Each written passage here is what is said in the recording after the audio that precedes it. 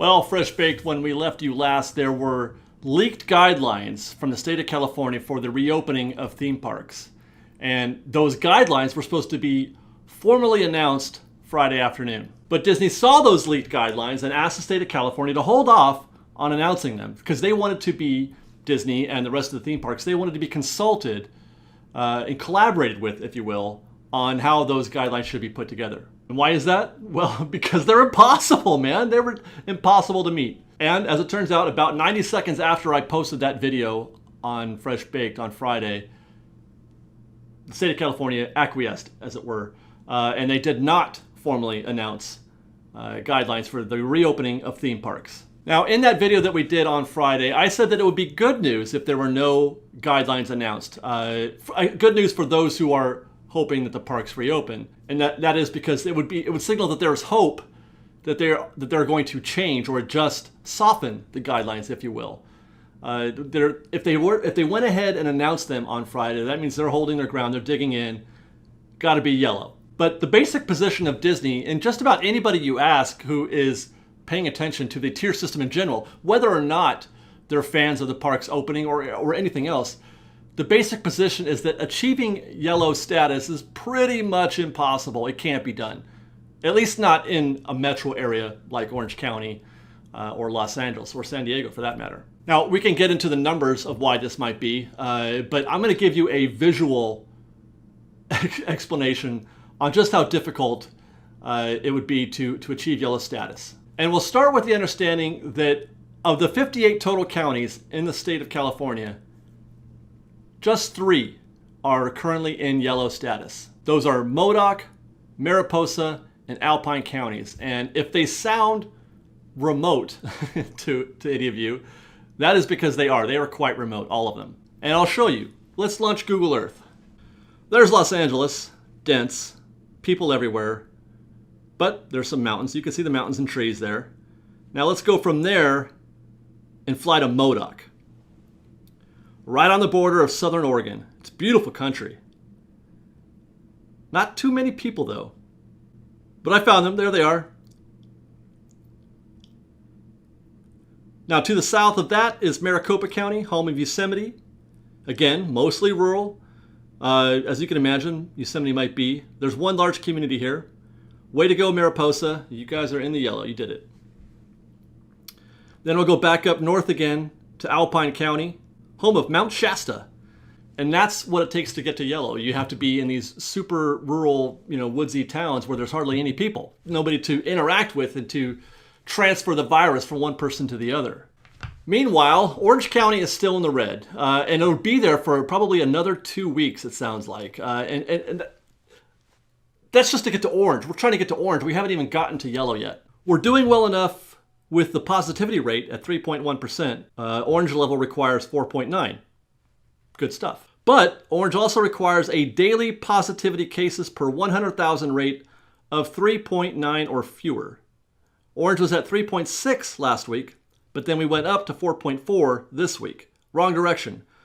Which underscores just how difficult it is to get to orange. We're working backwards. We're going backwards towards achieving. It's really hard. It's really hard just to get to orange. But what about that? How do you get to yellow? Well, if orange requires 4 new cases per 100,000, yellow is requiring less than 1. Not just 1, but less than 1 or under. And this is the stat that a lot of experts that Disney is leaning on are saying is the most difficult to. This is the stat that's holding them back. And again, with some saying that it's mathematically impossible, these are statistical experts, that it's impossible to get if you consider the likelihood of false positives, if you factor in false positives. The false positives alone are enough to exceed the 1 per 100,000 rate that the state is asking us to achieve for yellow category, for yellow tier. That is to say, just opening the doors to the clinic, turning on the lights, you're out. You're already out before you've even tested anybody, because it is statistically probable that you will get at least 1 false negative out of 100,000 if you were to test that many people in a day. So considering that Disney is probably well aware of these statistics and well aware of all this likelihood and how difficult it is, they're probably lobbying the state to move the requirement up to orange. And it's our guess that we probably won't know how effective those efforts are for a few days at least, maybe more. These things have been moving slowly for forever, and I don't consider or don't believe that that's going to be stopping anytime soon. It would seem unlikely, for example, for the state to suddenly acquiesce out of the blue and let a county that's currently in red to open its doors to a theme park. I don't believe they're trying to hold a hard stance based on the comments that we heard from the governor last week. They're trying to maintain a firm stance with their strict guidelines. They're not just going to suddenly say, okay, well, we said yellow yesterday, but tomorrow it's going to be red. So it's going to be a minute before we see any changes on that. And hopefully in that time, the county's numbers can improve while they're waiting, so that they don't have to wait an additional 3 or whatever weeks to start making decisions. But again, that's where things get sketchy. Trying to get to orange is pretty difficult. We're going the wrong direction as it is. So stay tuned to Fresh Baked on that topic, as I'm sure this is going to be a developing story for a little while to come still. Now, one thing that folks have been asking while we're going through all of this process is why Disney hasn't gone ahead and done something like Knott's Berry Farm, Taste of Knott's, Taste of Calico, Taste of Halloween. Why hasn't Disney done a Taste of Main Street? And there's or something like that. And there's a lot of reasons why that might be. We don't know the truth, but there's a lot of reasons. There's not the loophole for Disney, for example, unions. Disney just simply doesn't want to. But today, Disney announced something that kind of gets us maybe just, inchingly closer to that goal. Disney confirmed today that they're converting Stage 17, that's in the Hollywood backlot of California Adventure, they're converting Stage 17 to another merchandise shop, another gift shop. Now, you might know Stage 17 as being the site of Who Wants to Be a Millionaire. Olaf's Frozen Snowfest was there, and then a lot of corporate events are held there. Occasionally they'll do a meet and greet or some sort of seasonal thing, but it's that place right next to Monsters Inc. ride. Now, initially I had heard privately that this was going to be kind of an on-site Company D store. Company D being the site or the store that cast members can go to get discounted merchandise. That does not appear to be the case.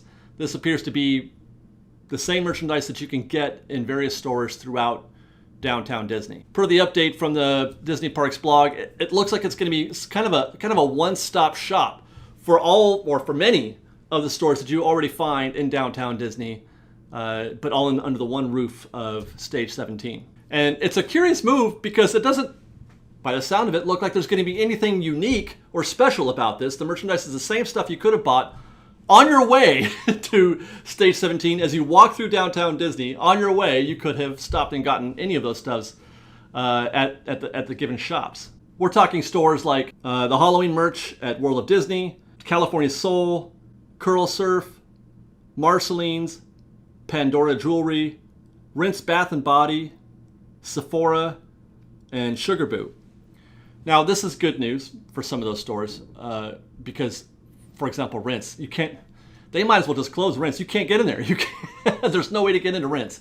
But some of these stores are suffering from a lack of traffic because of how things are set up.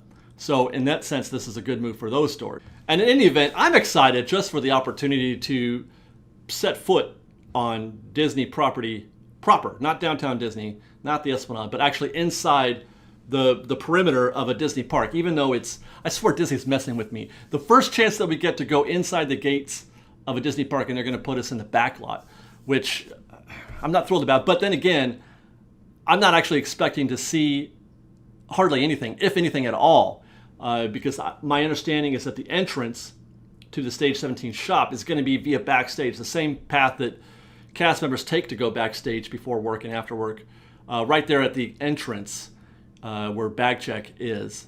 It's in that area there, I think.